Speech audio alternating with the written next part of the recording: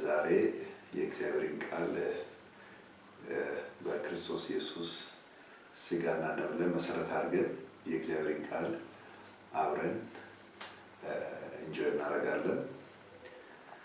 እግዚአብሔር የተመሰገነ ይሁን። እግዚአብሔር አባታችን በጌታ በኢየሱስ ክርስቶስ ስም እናመሰግናለን። አንተ መልካም አባት ነህ፣ የፍቅር አባት ነህ። አንተ ለማንም ሳትሰስት ቃልህን ለሁሉ ገልጠሃል። ራስህን ለሁሉም አካፍላል። ማንነትን በእኛ ውስጥ ስጋ በለበስን በእኛ ውስጥ በስጋና በደም በኩል ማንነትን አካፍላል። መንፈስ የሆነው ማንነታችን በሁላችን ውስጥ አለ። ያንተ ማንነት ስናገኝ ያንተ ማንነት ለዓለም አሳልፈህ ስትሰጥ የጨለማው ዓለም ፈርሷል። ጨለማው ያንተ መንፈስ በሁሉም ስጋ ለባሽ ውስጥ ሲመጣ ስርዓቱ ስለፈረሰ እናከብራለን፣ እናመሰግናለን። የጨለማ ስርዓት ከዚህ በኋላ ስርዓቱ ነው አይኖርም፣ አይጸናም፣ መሰረት የለውም።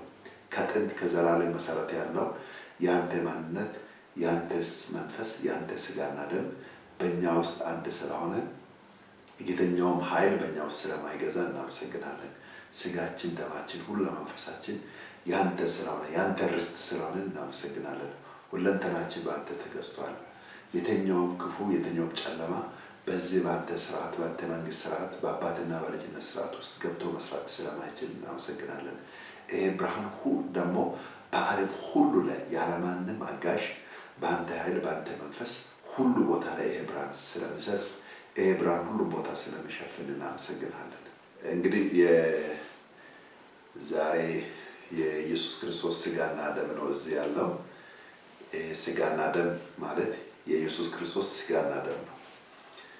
ስጋና ደምን ከአንድ ሰው ለይተን መጥራት አንችልም። ስጋና ደም እንጠራ ከሆነ ሰውየውን ራሱን ነው እየጠራን ያለ ነው፣ እየዳሰስን ያለ ነው። ምክንያቱም አንድን ሰው ከስጋው ከደሙ ውጪ ሰውየው መዳሰስ አንችልም። ስጋና ደሙን ከነካን ከዳሰስን ያንን ሰው ያንን ማንነት ፊት ለፊታችን አለ ማለት ነው፣ እያየነው ነው። ምክንያቱም በዚህ ዓለም ስርዓት በዚህ በሚታየው ዓለም ስርዓት አንድ ሰው የሚዳሰሰው የሚጨበጠው የሚታየው በስጋና በደም ነው። ስጋና ደሙ ካለ ያ የምንለው የምንጠራው ሰውየው አብረዋለ ማለት ነው ከኛ ጋር። ስለዚህ ስጋና ደምን ከሰውየው ማንነት ውጪ መጥራት አንችልም። ስለዚህ ለዛም ነው ብዙ ጊዜ ጨለማው ወይም የአጋንንቱ ስርዓት በሃይማኖት በኩል ገብቶ የጌታ ኢየሱስ ክርስቶስ ስጋና ደም ነው ብለን ስናወራ ምሳሌያዊ ነው፣ ሲምቦሊክ ነው ይላል። ስጋና ደም ሲምቦሊክ አይደለም፣ ስጋና ደም ነው የተባለው።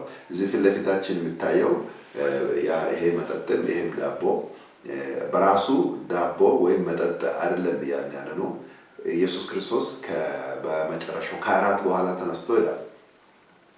ከአራት በኋላ ተነስቶ እራቱን በልተው ጠግበው ሰዎቹ ለራባቸው በልተው ለጥማቸው ጠጥተው ከጠገቡ በኋላ እዛ የነበረውን ቁራሽ እንጀራ ወስዶ ይሄ ስጋዬ ነው ብሎ አለ። ከዛም የቀረውን የተረፈውን ወስዶ ይሄ ደሜ ነው አለ። ስለዚህ ይሄ ስጋና ደም ለጥጋብ የሚበላ ወይም ለጥም የሚጠጣ ነገር አይደለም። ስለዚህ እያን ያለነው ይሄ ዳቦ ይሄም ወይን ፊት ለፊታችን የምንጠጣው ነገር እየተናገረ ያለው ከሱ ያለፈ ጉዳይ ነው እያወራ ያለው። ስጋዬ ነው ደሜ ነው ስል ከነገርየው ያለፈ ነገር የምናገረው ቋንቋው ራሱ ማንነቱን ነው እያካፈለን ያለውና ስለዚህ ይህን በምትበሉበትና በምትጠጡበት ሰዓት ማንነቴን ነው የምትካፈሉት ነው። ምክንያቱም በስጋ ነው በደሙ ራሱን ነው የምንካፈለው። አንድ ስጋና ደም ከበላን ከጠጣን ያንን ሰውዬ ራሱን ነው የምንበላው፣ ራሱን ነው የምንካፈለው። በምንበላበትና በምንጠጣበት ሰዓት እያለ ያለው ግን መንፈሳዊ ማንነቱን ነው የምንካፈለው። ራሱ መንፈስ የሆነው መንፈሱን ነው የምንካፈለው፣ ፐርሰናሊቲውን ነው የምንካፈለው። ስለዚህ የተናገረው ቃሉ ስጋዬ ነው ደሜ ነው ሲል ሙሉ ማንነቱን በምንበላበትና በምንጠጣበት ጊዜ እንካፈላለን ማለት ነው። ስለዚህ ስጋውና ደሙን ከሱ ለይተን የምናየው ጉዳይ አይደለም። ምክንያቱም እዚህ ያለው ፊት ለፊታችን ያለው አሁን ይሄ ዳቦ የምናየው ፊት ለፊታችን ያለው ይሄ መጠጥ ይሄ ጌታ ኢየሱስ አይደለም። ነገር ኢየሱስ እናየው ነገሩን ዳቦና ፊት ለፊታችን የምንጠጣው መጠጥ ነው ያለው። ነገር ግን እየተካፈልን ያለው ነው እሱ ያለውን ቃሉን ነው። ስጋዬን የሚበላ ደሜንም የሚጠጣ እኔ በእርሱ እኖራለሁ እርሱም በእኔ ይኖራል ያለው ቃሉ ነው። ይህን በምንበላበትና በምንጠጣበት ሰዓት የተናገረውን የቃሉ መንፈስ ማንነቱን ነው የምንካፈለው። ስለዚህ ስጋዬን የሚበላ ደሜንም የሚጠጣ ይላል። እኔ በእርሱ እኖራለሁ እርሱ በእኔ ይኖራል ካለ በምንበላበትና በምንጠጣበት ሰዓት ሊትራሊ ማንነቱን ነው በእኛ ውስጥ እየተካፈልን ያለ ነው እንጂ በአእምሯችን ጌታ የሆነ ቦታ አለ የሆነ ቦታ የተቀመጠውን ጌታ በአእምሯችንን እየሳብን አይደለም። እና ስለዚህ ሊትራሊ የተናገረው የሚበላኝ ይካፈለኛል ራሱ ማንነትን ይበላል ይጠጣል ነው ያለው ራሱ የተናገረውና ስለዚህ ስጋዬን የማይበላ ደሜንም የማይጠጣ ራሱ ህይወት የለውም ካለ እንግዲህ ስጋውና ደሙ መብላት ደግሞ የሱን ሙሉ ህይወት ሙሉ ማንነትን መካፈል ነው። በምንካፈልበት ጊዜ ራሱን ከተካፈልን የኛ ማንነት ከራሱ ውጪ ሌላ ስም የለውም ማለት ነው። ምክንያቱም የበላነውና የጠጣነው የራሱ ማንነት የምንካፈል ከሆነ በራሳችን ስም ሰጥተን የምንጠራው የለም። ሌላ አብሮን ስጋና ደሙን የሚካፈለው ሰው ስም ሰጥተን የምንጠራው ነገር የለም። በምንበላበትና በምንጠጣበት ጊዜ የራሱን ማንነት የምንካፈል ከሆነ የሱን ባህሪ የሱን መለኮታዊ ማንነት ነው የምንካፈለው። ምንበላው ምንጠጣው ስጋ ያንን ሰው የበላው ያንን ነው የሚሆነው። ይሄ ደግሞ መጨረሻ እንጀራ ዳቦና እንጀራ ማለት በራሱ ያለቀለት የተጠናቀቀ ስራ የሌለው የመጨረሻ የተጠናቀቀ ያለቀ የመጨረሻ ጉዳይ ነው። ስለዚህ ኢየሱስ ክርስቶስ ስጋዬን ብሉ ደሜንም ጠጡ ማለት የተጠናቀቀ ህይወት ከናንተ የማይጀምር ከኔ የሚጀምር ህይወት ተካፈሉ ያለ ነው። ከራሱ ከሱ የጀመረ ህይወት ነው የምንኖረው። ስጋውን መብላት ደሙን መጠጣት ከራሱ የሚጀምር ህይወት መጀመር ነው። ስለዚህ የሱን ህይወት ስንካፈል ከራሱ ጀምረን ነው የምንኖረው። ከራሱ ጀምረን የምንኖር ከሆነ ከኛ የሆነ አንዳች ነገር አይኖርም። የኛ ነገር አይጨመርም። የሚጨመር የሚቀነስ ነገር የለውም በሱ ህይወት ላይ። ስጋውን የሚካፈል ደሙን የሚጠጣ ሰው ከራሱ ከስጋው ሰጪ ከሆነው ደሙንም ካካፈለን ከራሱ ከዛ ማንነት ነው የሚጀምረው። ስጋ ከበላን የጌታ ኢየሱስ ክርስቶስን ስጋ ከበላን ደሙን ከጠጣን ህይወት ከኛ የሚጀምር ህይወት የለም። ዜሮ ነን እያልን እኛ። ስለዚህ የበላነውን ያንን የጠጣነውን ነው በህይወታችን የሚገለጠው በህይወታችን የሚሆነው የሱን ባህሪ ነው የሚካፈለው። እሱ ብቻ አይደለም የሚገርመው የምንበላው የራሱ ደምና ስጋ ከሆነ የምንጠጣውም ደሙ ከሆነ የምንበላውም ስጋ ከሆነ የሱን ህይወት ብሎ የተካፈለን ከሆነ አብሮን የሚበሉ ሰዎችም ወንድሞችም እህቶችም አንድ አይነት ህይወት ነው ሁሉም ውስጥ ያለው። አንድ አይነት መንፈስ ነው የሚኖረው። ምክንያቱም የምንበላው አንድ ስጋ ከሆነ የምንጠጣውም አንድ ደም ከሆነ ደሙን የጠጣ ስጋውን የበላ ሰው ራሱ የክርስቶስን የራሱን ህይወት የተካፈለ ከሆነ ደሙን የጠጣ ስጋውን የበላ ህፃንም የ70 ዓመት ሽማግሌም ሁሉም እኩል ናቸው። ምክንያቱም ማንም በእድሜ ይሄ ስጋና ደም እድሜ አይለይም፣ ጾታ አይለይም፣ ቀለም አይለይም። ስለዚህ ይሄን በምንበላበት ጊዜ ሁላችንም አንድ አይነት ህይወት አንድ አይነት ነገር ነው የምንካፈለው። አንድ አይነት ማንነት ነው የምንካፈለው። አንድ አይነት ስም ነው የሚኖረን። የበላነውን ነው የምንሆነው። ስለዚህ ስማችንም አንድ አይነት ስም ነው የሚኖረን። የተለየ ስም አይኖርም። አንድ አካል ነው የምንሆነው ሁላችንም። በሐዋርያት ሥራ ምዕራፍ 4 ወደ ቁጥር 32 አካባቢ ላይ ስናገር ምን ይላል? እነዚህ ሐዋርያቶች በሰበኩ ጊዜ ያንን እነሱ የሚናገሩትን ቃል የሰሙ ሰዎች ሁሉ ተሰበሰቡ። ከዛ ሁላቸው እንጀራም አብሮ ይቆርሱ ነበረ። አንዲትም ነፍስ አንዲትም ልብ ነበራቸው ይላል። ያ ሁሉ 5000 ሰው በአንድ ጊዜ ጴጥሮስ ሰብኮ የሰማው 5000 ሰው አንዲትም ልብ አንዲትም ነፍስ ነበራቸው። እንዴት በምድር ላይ ሰው አንድ አይነት ነፍስና አንድ አይነት ልብ አይኖረውም? ይሄ ታምራዊ ነው። ምክንያቱም አንድ ነፍስና አንድ ልብ እንዲኖር ሰዎች አንድ አይነት ህይወት አንድ ነገር መካፈል አለባቸው።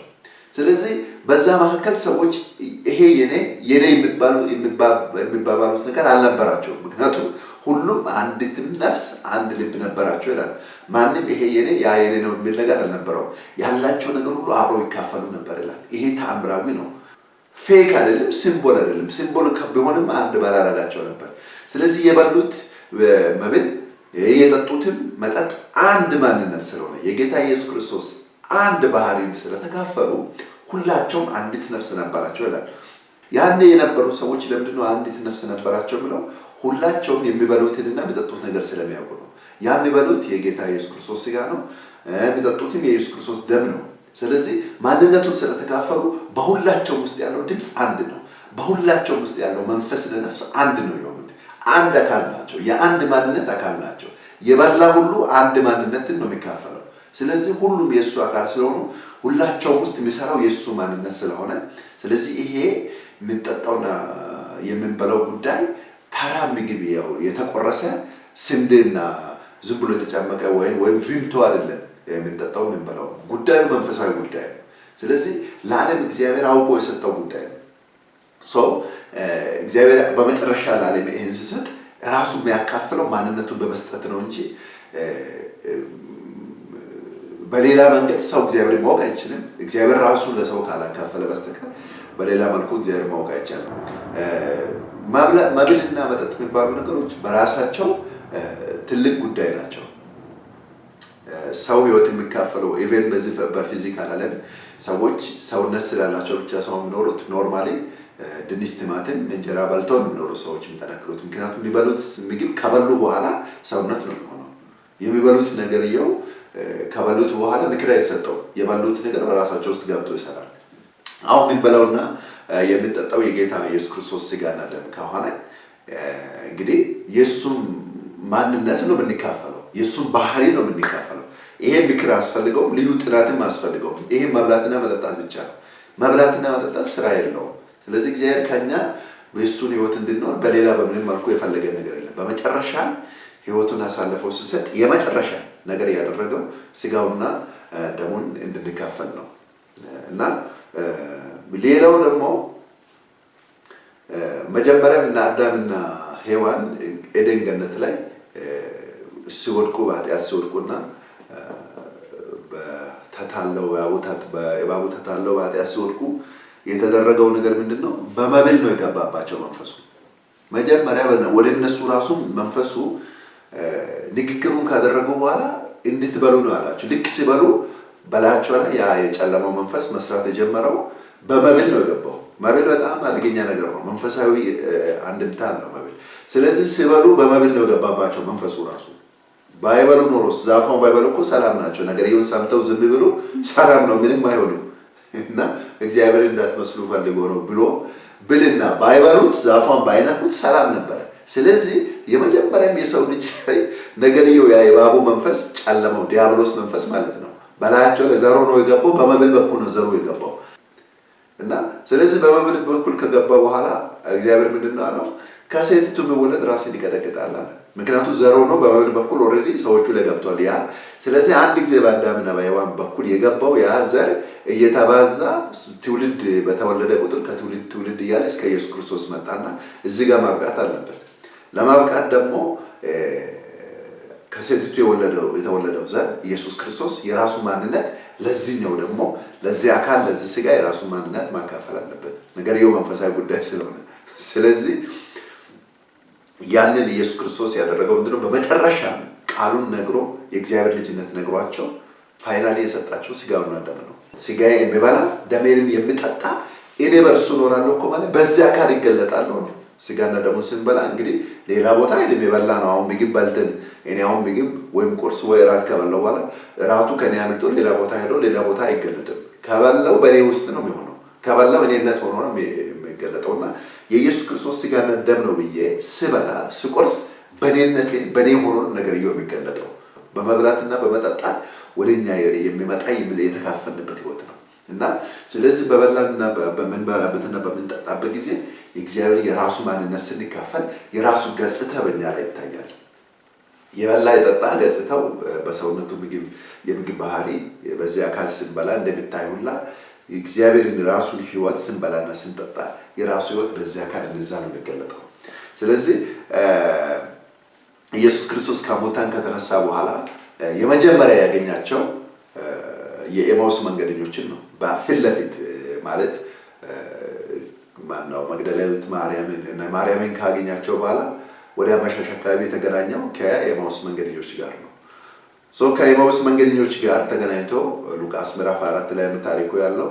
መንገድ ላይ አብረውት የሄዱ ከሙታን ከተነሳ በኋላ ሊያውቁት አልቻሉም። ይናገራሉ፣ አብረው ይጫወታሉ፣ ምንም ያውቁት ነገር የለም። አልፎ ከመጽሐፍት ሁሉ ስለሱ የተጻፈውን ከሙሴና ከመዝሙራት ስለሱ የተጻፈውን ሁሉ ነገራቸው ይላል። ማለት የድንዛዛቸው ብሳት እኮ ከመሞቱ በፊት አብረው ነው የነበሩት። ከሙታን ከተነሳ በኋላ ሲናገር ለጥቂት እንኳን ተጠራጥረው ማስተዋል አልቻሉም። ምክንያቱም ልባቸው ደንድኗል። እሱ የሚናገራቸው ነገር ስሜታቸውን ነው እየኮረኮራቸው፣ ልባቸው ዝም ብሎ ልባችን ይቃጠልን ነበረ ነው እንጂ ያሉት ሙቀት ብቻ ነው። ምንም ውስጣቸው ላይ የገባ ህይወት የለም። እና ጥቅስ ነው የነገራቸው ያለው። እንግዲህ በጆሮ ተሰምተው ህይወት ውስጥ አይገባም። ስለሱ የተጻፈው ነገር ራሱ እኮ ጌታ ኢየሱስ ክርስቶስ ነው የተናገረ ያለው። ሌላ ሰው እኮ አይደለም የነገራቸው፣ ራሱ ነው ሲናገር የነበረው። ባለቤቱ ራሱ ሲናገር የገባቸው ነገር የለም። ፋይናሊ ስመሽ አብሮት እነሱ ጋር እንዲያድር መንገድ ላይ ስለመሸባቸው አብሮት እንዲያድር ወደ ቤት ይዘውት ገቡ። ከዛ በኋላ እራት ላይ ቁጭ ካሉ በኋላ እራቱን አንስቶ ቆርሶ ሰጣቸው። ከዛ ከእራቱ ላይ ዳቦውን ቆርሶ ሲሰጣቸው አይናቸው ተከፈተ ይላል። እዛ ቦታ ላይ የተፈጠረው ታምር ምንድን ነው? ኢሚዲየትሊ ሰዎቹ ተመልሰው ወደ ኢየሩሳሌም ነው የሮጡ የመጡት። ያ ሁሉ መንገድ ላይ ሲናገር ዝም ብሎ የሄዱ ሰዎች ኢንስታንት በሰከንድ መካከል በሰከንዶች መካከል ስጋውና ደሙን ቆርሶ ሲሰጥ ከሙታን ከተነሳ በኋላ ለመጀመሪያ አብሮ የተካፈለው ያንን ህይወት ከነሱ ጋር ነው። ስለዚህ ዳቦውን ቆርሶ ሲሰጣቸው ተመልሰው ወደ ኢየሩሳሌም በሚገርም ፍጥነት ጥለው መጡ። አይናቸው ተገለጠ፣ ተከፈተ ነው። ምንድነው አይናቸው የከፈተው? ህይወቱን በመካፈል ውስጥ ነው እሱም ብናቀው። አንድ ሰው ህይወቱን ካልተካፈለ እንደው እግዚአብሔርን የሚያውቀው አንድ ቅርንጫፍ በግንዱ ላይ እስካለ ድረስ የግንዱን ህይወት ቀጥታ እስከ ሳበ ድረስ ነው ፍሬው የሚያፈራው፣ የግንዱን ባህሪ የሚያሳየው እንጂ በራሱ ቅርንጫፉ ከግንዱ ተቆርጦ ውጪ ካለ ጭራሮ ነው እንጂ የሚሆነው ቅርንጫፍ ሆኖ ፍሬ ማፍራት አይችልም። እንግዲህ ቅርንጫፉን ቆርጠን ውጪ ያስቀምጠን ከግንዱ ላይ ተቆርጦ እዚህ ቆሞ የግንዱን ህይወት ለመቀበል እንግዲህ ስለ ግንዱ ህይወት ቢያጠና፣ ስለ ግንዱ ህይወት ቆንጆ ስለ ግንዱ ቆንጆ ቋንቋ ቢያወራ አይደለም የሺህ ዓመት እድል ተሰጥቶት የቅርንጫፍ ቢያወራ ጣብ የሚል ህይወት ከግንዱ መቀበል አይችልም። ምናልባት ስለ ግንዱ ቆንጆ ነገር ሊያወራ ይችላል ቅርንጫፉ እና ከግንዱ ውጪ ሆኖ ቅርንጫፍ የግንዱን ህይወት የሚመኝ ከሆነ ጭራሩ የሚጮህ የሚንጫጫ ጭራሩ ነው እንጂ ቅርንጫፍ መሆን አይችልም። እውነተኛ ቅርንጫፍ የሚባለው የግንዱን ህይወት በመካፈል የሚኖር ነው።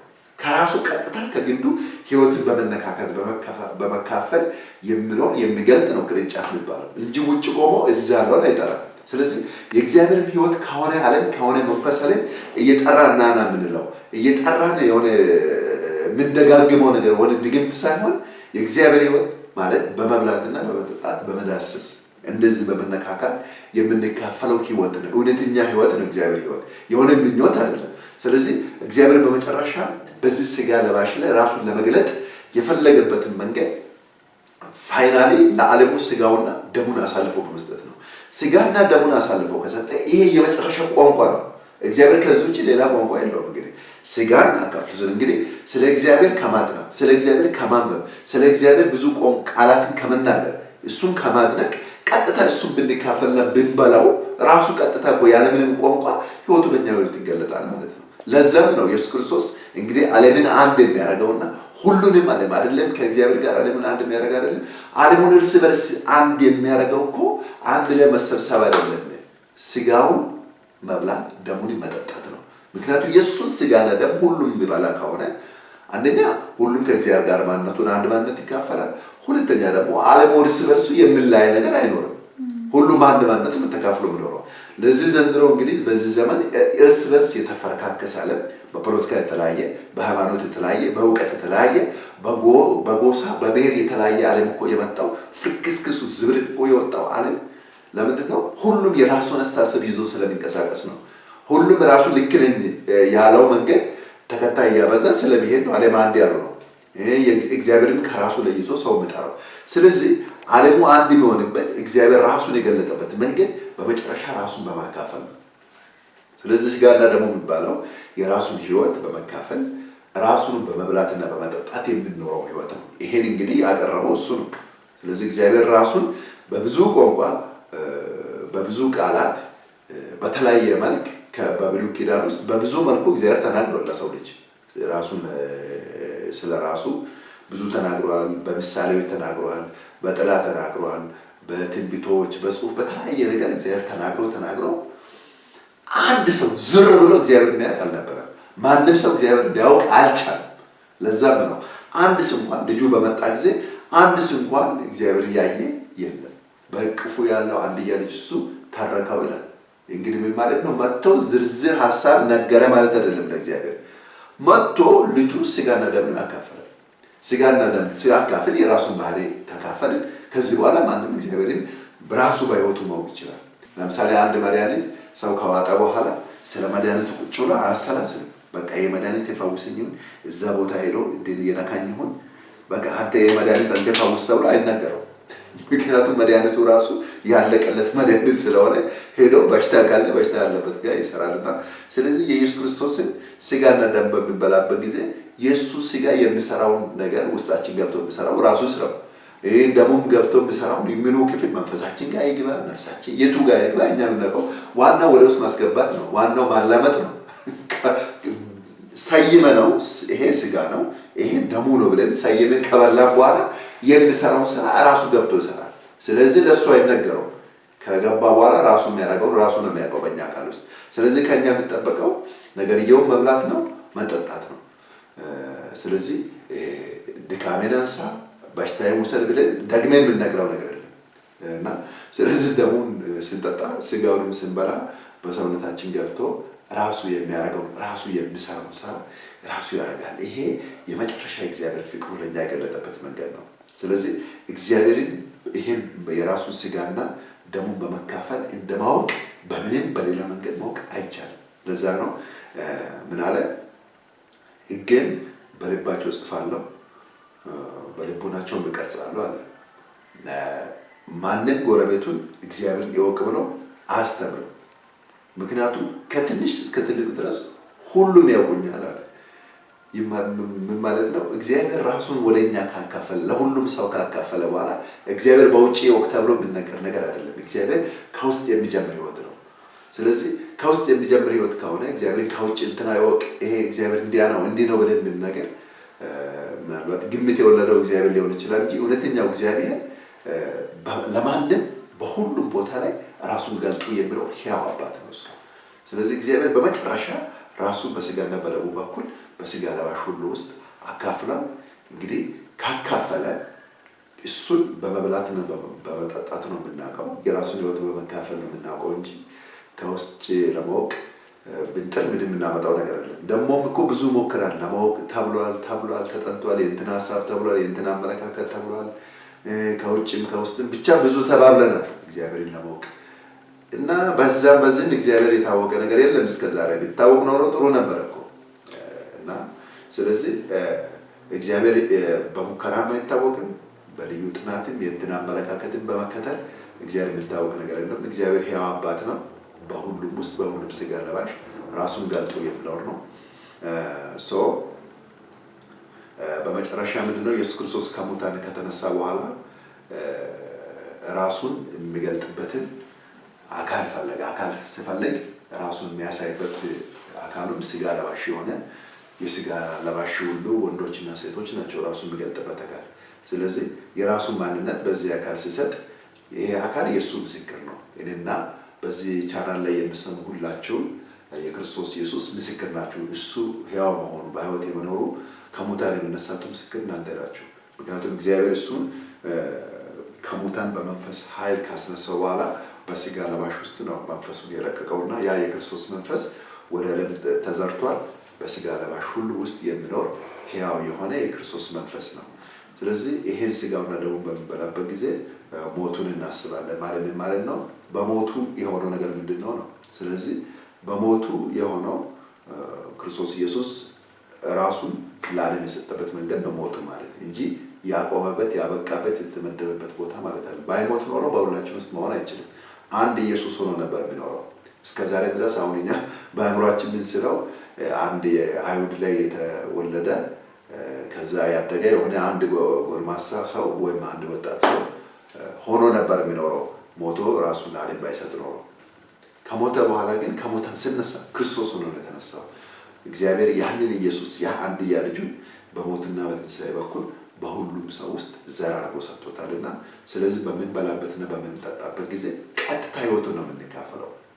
ስለዚህ ይሄን ህይወት የተካፈለ ሰው የተማረ ሊሆን ይችላል፣ ያልተማረ ሊሆን ይችላል፣ ፊደል የሚያውቅ ሊሆን ይችላል፣ የማያውቅ ሊሆን ይችላል። በሰው አባባል ሊቅ የሚባል ሰውዬ ሊሆን ይችላል።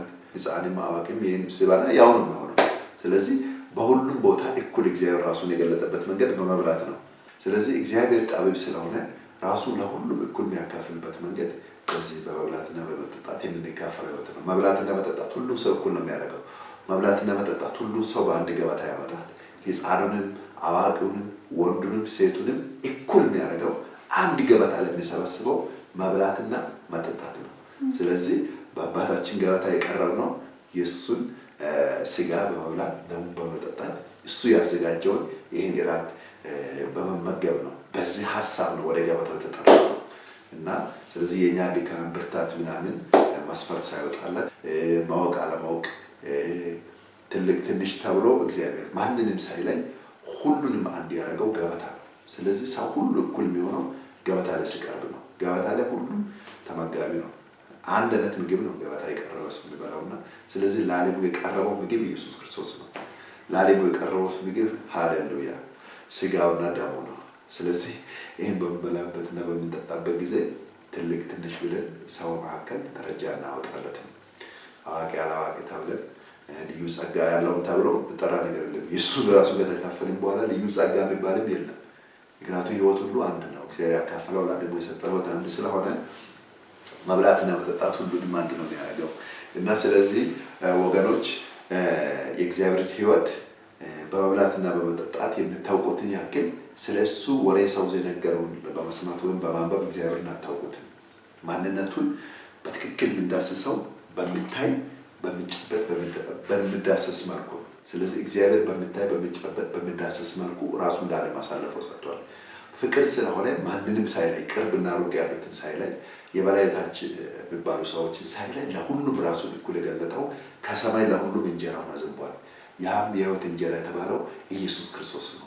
ይሄ እግዚአብሔር በመጨረሻ ቃሉን የገለጠበት መንገድ በዚህ መልኩ ነው። እንግዲህ በሁላችን ውስጥ የሚሰራ በሁላችን ውስጥ የሚኖር አንድ አባት አለ፣ አንድ ሕይወት ነው ያለው፣ አንድ አምላክ ነው ያለው። ስለዚህ ይሄ ሁላችን ውስጥ ሁሉም ጋር ደርሶ የሚሰራ ሕይወት ነው። የሁላችን ውስጥ ገብቶ የሚመግብ ሕይወት ነው። ይሄ በእኛና በእናንተ አሁን እኔ በምናገረው በሚሰሙ መካከል ምንም ልዩነት አይፈጥርም። ይሄ ሕይወት ስንበላ ሁላችን እኩል ነው የምንኖረው። ስለዚህ በመብላት ሁላችን እኩል ሕይወት እንካፈላለን። እግዚአብሔር ዓለምን እኩል ያደረገበት መንገድ መብላትና መጠጣት ነው። ስለዚህ ላለፉት ለብዙ ዘመናት ዲያብሎስና ሃይማኖት ይሄን ነገር ሸፍነው ነበር ያኖሩት። በተለይ ሰይጣን በዚህ በመብላትና በመጠጣት ያለው ምስጢር ስለሚያውቅ በሃይማኖቶች በኩል ይሄንን ስጋና ደሙን ይሄ ምሳሌ ነው ሲምቦል ነው እያለ ሰዎች ትክክለኛ ሕይወት ተካፍሎ በነፃነት በብርሃን እንዳይመላለሱ በብዙ መልኩ በጣም በተመሳሳይ መልኩ እውነት በሚመስል መልኩ ይሄ ሸፍኖ ኖሯል። ከዚህ በኋላ የሚሸፍንበት ጊዜ አይደለም። አሁን እግዚአብሔር አባት ለሁሉም ሰው ራሱን ሪሊ በትክክል የሚገልጥበት ጊዜ አሁን ነውና ስለዚህ እውነት እላችኋለሁ ስለ ኢየሱስ ክርስቶስ ስጋና ደም የተለያየ እውቀት ሰምታችሁ ሊሆን ይችላል። ብዙ ተነግሯችሁ ሊሆን ይችላል። ከተለያየ ሃይማኖት ባክግራውንድ መጥታችሁ ሊሆን ይችላል። እውነቱን እነግራችኋለሁ ግን የኢየሱስ ክርስቶስ ስጋና ደም ላይ የትኛውም ሃይማኖት የትኛውም ፍልስፍና ምንም ብል ለውጥ ሊያመጣ አይችልም። አንድ ቃል እኛ የምናውቀው ይሄ ስጋዬ ነው ይሄም ደሜ ነው የሚለው ነው። ስጋዬን የሚበላ ደሜንም የሚጠጣ እኔ በእርሱ እኖራለሁ እርሱ በእኔ ይኖራል የሚለው ቃል ነው እውነት። ስለዚህ በምንበላበትና በምንጠጣበት ሰዓት በዚህ ሰዓት ራሱ ኢየሱስ ክርስቶስን እየተካፈልን ነው። የራሱ ሕይወት እየተካፈልን ነው እንጂ ወሬ እያወራን አይደለም። መብላትና መጠጣት ከማውራት ያለፈ ነው፣ ከመስማትም ያለፈ ነው። እውነት እነግራችኋለሁ የምንበላውና የምንጠጣው የእሱ ደምና ስጋ በሕይወታችን ላይ እስከየት እንደምንሰራ የምናውቀው ነገር የለም። ለምን እሱ ስፋትን ርዝመትን ጥልቅነቱ ከመታወቅ ያለፈ ትልቅ አባት ነው፣ ትልቅ አምላክ ነው። ስለዚህ ይሄ ትልቅ የሆነ አባትና አምላክ የራሱ ማንነት ብሉን ጠጡ ብሎ አሳልፈው ከሰጠ በኋላ እንግዲህ ምርጫ የለውም። ሕይወት ምርጫ የሌለ ነገር ነው። እንግዲህ እግዚአብሔር እንደገና የራሱን ሕይወት ወደ ምድር አያመጣም። መልሶ ወደ ምድር የሚያመጣው ነገር የለም። ስለዚህ አንድ ጊዜ ለዓለሙ አሳልፎ ሰጥቷል። ከኛ የሚጠበቀው መብላትና መጠጣት ብቻ ነው። ስለዚህ ከበላና ከጠጣም በኋላ የእሱን ሕይወት በመብላትና በመጠጣት ከገባን ማንም በማንም መካከል አንዱ የበላይ ሆኖ የሚፈርድበት አንዱ የበታች ሆኖ የሚፈረድበት የሚኮነንበት ነገር የለውም። ሁላችንም አንድ ሕይወት የምንካፈለው በመጠጣትና በመብላት የትኛውም የጨለማው ኃይል ከላያችን ተገፎ ይሄዳል። የትኛውም ቀንበር የሆነ ነገር ሕይወታችን ላይ ይሰበራል። ህይወታችን ላይ ሳናቅ ያለ ዕውቀት የገባብን የትኛውም ነገር ነግሶ ከዚህ በኋላ አይኖርም። ይሄ ማንነት በእኛ ላይ ነግሳል ማለት ነው። ስለዚህ ብዙ ጊዜ ሃይማኖት ያለ ዕውቀት ብዙዎቻችንን ብዙ እስራትና በወንጀል ውስጥ ብዙ ኖረናል እስከዛሬ ድረስ። ከዛሬ ጀምሮ ግን ይሄን በዚህ ዕውቀት ስጋውና ደሙ ስትካፈሉ ስጋና ደሙ ባለበት ቦታ ማንነቱ አለ። በቃ ሩቅ አይደለም። አሁን ለምሳሌ የኔ ስጋ እዚህ ደሜ እዚህ እኔ ደግሞ ሌላ ቦታ የለውም። በቃ ስጋና ደሜ ያለበት ቦታ አብርሃም የሚባል ልጅ አለ ሁሉም ቦታ ላይ። ስለዚህ ኢየሱስ ክርስቶስ ይሄ ስጋዬ ነው ይሄ ደሜ ነው ካለ እዚህ አለ ማለት ነው። በምንበላበት ቦታ ሁሉ እየዳሰስ ነው እየጠጣን እየበላነው ነው ማለት ነው። ስለዚህ በበላና በጠጣን ጊዜ እንግዲህ በህይወታችን ላይ የሚሰራው ራሱ። ስለዚህ መብላትና መጠጣት ከራሱ ህይወት መጀመር ነው። ከኛ የሚጀመር ህይወት የለም። ስለዚህ ህይወት በመጠጣትና በመብላት ከገባ እንግዲህ ከኛ የሚጀመር ህይወት የለም፣ በእኛ የሚያበቃ ህይወት የለም። ስለዚህ በሱ ጀምሮ በእርሱ የሚያበቃ ህይወት ነው ያለው። ስለዚህ ሁሉ ከእርሱ ነው፣ ሁሉ በእርሱ ነው። ለእርሱ ለዘላለም ክብር ይሁን። ስለሰማችሁ አመሰግናለሁ። ሁላችንም ባለንበት ቦታ ባገኘ ነው የትኛው ለ30 ሊሆን ይችላል ባጠገባችሁ ያለው እንጀራም ይሁን ዳቦ ጉዳዩ ነገርየው ምን ይጠቁማል ነው የሰየምንበት መንገዱ ነው ዋናውና።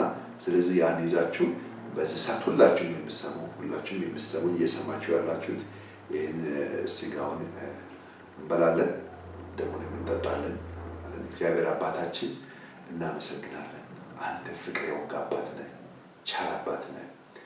የቸርነት ጥግ ለኛ የሆነ ማቴሪያል አይደለም የሰጠን። የቸርነት ጥግ ለኛ ዓለሙን እንዲቆጥር አይደለም የሰጠው። የቸርነት ጥግ ራስን ነው የሰጠው። ራስን ከመስጠት ያለፈ ቸርነት የለም። የቸርነት መጨረሻ ራስን መስጠት ነው። እንግዲህ ራስን የሰጠበት መንገድ ለዓለም ሞኝነት የሚመስል መንገድ ነው። ለዓለም ተራ የሚመስል መንገድ ነው። አንድ ሰው የአንድ ሰው ስጋ እንዴት ይበላል ደሙንም እንዴት ይጠጣል የሚል ጥያቄ የሚያስነሳ የሚመስል መንገድ ነው። ነገር ግን ይሄ ያንተ ጥበብ ነው። ራስን ለዓለም የሰጠበት መንገድ ነው። ያ ምንድነው? እኛ ካንተ ጀመርን በአንተ ተጀምረን በአንተ የምንኖር መሆናችን የመጨረሻ መገለጫ መንገዱ ይሄ ነው። ስለዚህ እኛ ከእናት ሆድ አልጀመርንም፣ እኛ ከትምህርት አልጀመርንም፣ እኛ ከሆነ ቦታ አልጀመርንም። እኛ በአንተ ሀሳብ ነው የተጀመርነው። በአንተ ሀሳብ ከተጀመርን ያንተን ህይወት ነው የተካፈልነው። በዚህ ምድር ላይ የምንካፈለው በስጋና በደም በኩል ያንተን ህይወት የተካፈልን በአንተ ህይወት እየተደሰትን ያንተን ህይወት ዕለት ዕለት እየተመገብን እንደ ድግስ የሆነን ይሄ ማንነት እየተመገብን እንኖራለን። ስጋ ባለበት ደምህ ባለበት አንተ አለ። ስጋህን እና ደምህን ካንተ ለይተን አንጠራም። ይሄ የመጨረሻ እውነት ነው። ከዚህ ያለፈ ማንነት የለም። ከዚህ ያለፈ እግዚአብሔር የለም። ስለዚህ ማንነትን በመጨረሻ ቃል ስጋ ሆኖ ወደ ምድር ሲመጣ በዚህ በኩል ነው ለኛ ያደረስከውና ስለዚህ በዚህ ሰዓት ሁላችንም ስጋህን እንበላለን ደምህን እንጠጣለን። ይሄን በምንበላበትና በምንጠጣበት ጊዜ የትኛውም የጨለማ ስርዓት ከዚህ አካል ከዚህ ሰውነት ላይ ይወገዳል። ጨለማ በዚህ አካል ላይ አይነግስም፣ አይሰራም። ስለዚህ አንተ ብቻ ነው በዚህ አካል የምትሰራው። ይሄ ስጋ ያንተ ነው፣ ይሄ አካል ያንተ ነው፣ እኛም ያንተ ነን። ወንዶችና ሴቶች በዚህ ሰዓት በዓለም ዙሪያ ይሄን ስጋ የሚበሉ ደምንም የሚጠጡ ያንተ ናቸው፣ ካንተ የመጡ ናቸው። አካል ሁሉ ያንተ ነው፣ ስጋ ሁሉ የጌታ ነው ተብሎ ተጽፏልና ስለዚህ ዓለምና ምድርና ሞላው ያንተ ናት። ስለዚህ ስጋ የሚበሉ ደምን የሚጠጡ ባሉበት ቦታ በዚህ ብርሃን ስለሚሞሉ አመሰግናለሁ። በአንተ ማንነት ስለሚሞሉ አመሰግናለሁ። አንተን ስለሚያመሰግኑ የአንተን ቋንቋ ስለሚያወሩ ስለአንተ ማንም ሳይነግራቸው ማንነት እንዲሁ በአንተን ህይወት በመካፈል ስለሚያውቁ አመሰግናለሁ። ስለዚህ ብርሃን አመሰግናለሁ። አሜን።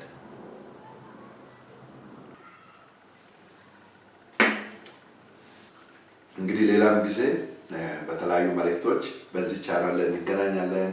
ይህን የህይወትን ብርሃን ምንም ትግል የሌለበትን ምንም ድካም የሌለበትን እግዚአብሔር በነፃ የሰጠውን የህይወት ስርዓት እርስ በርሳችን ባለንበት ይህን ስርዓት እናወራለን፣ እንጫወታለን። እግዚአብሔር አባትና ልጅ ሆኖ በምኖርበት በዚህ ዓለም ያለውን የህይወትን ስርዓት እንናገራለን። ስለዚህ መልእክቶቻችን ባላችሁበት በዩቲዩብ ቻናላችን ላይ ደርሳችኋል። ይህን ደርሳችሁ ደግሞ ሰብስክራይብ የሚለውን የዩቲዩብ ሰብስክራይብ የሚለውን ክፍል በመጫን ስለዚህ መልእክቶቻችንን ባላችሁበት ቦታ ማግኘት ትችላላችሁ። ደህና ዋሉ።